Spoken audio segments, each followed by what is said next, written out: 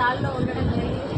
ఇది మొదటి దశ, అంటే ముక్క ఎక్కడి నుండి పెడతామో ఆ దశ నుండి కట్టెలను ఏ విధంగా కట్ చేసుకుంటారో, వాటిని ఏ విధంగా నాటుతారో, అక్కడ నుండి ఒక మొక్క దాన్ని పెద్ద పెరగడంలో గుడ్లను పొదిగించే బట్ట దగ్గర నుండి మేము సవివరంగా కూలంకషంగా చూడడం జరిగింది.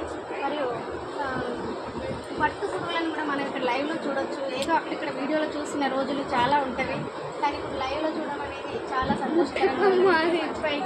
తెలంగాణ ప్రభుత్వం ఈ అవకాశాన్ని మాకు కల్పించడం అనేది చాలా సంతోషంగా ఉంది, చాలా బాగుంది.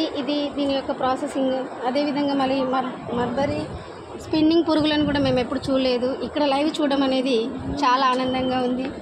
కోకోన్స్ కావచ్చు, మల్బరీ పట్టుదారం, మనం పట్టు చీరలు, పట్టు వస్త్రాలు నేసినటువంటి బట్టలను కొనుగోలు చేస్తాం కదా, ధరిస్తాం అందరము. అది ఈరోజు ఇక్కడ పట్టుదారాన్ని లైవ్ చూడడం అనేది చాలా ఆనందకరం. మరియు అదేవిధంగా ఇందులో ఉన్నటువంటి వివిధ రకాలు మూత్ర పురుగులు అంటారు, పట్టు వ్యర్థం అంటారు.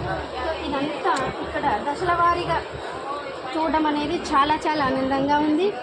ఇక్కడ టస్సర్ సిల్క్ మాత్స్ అనేది ఇలా కొత్తగా చూడడం అనేది ఇక్కడ చాలా చాలా ఆనందంగా ఉంది.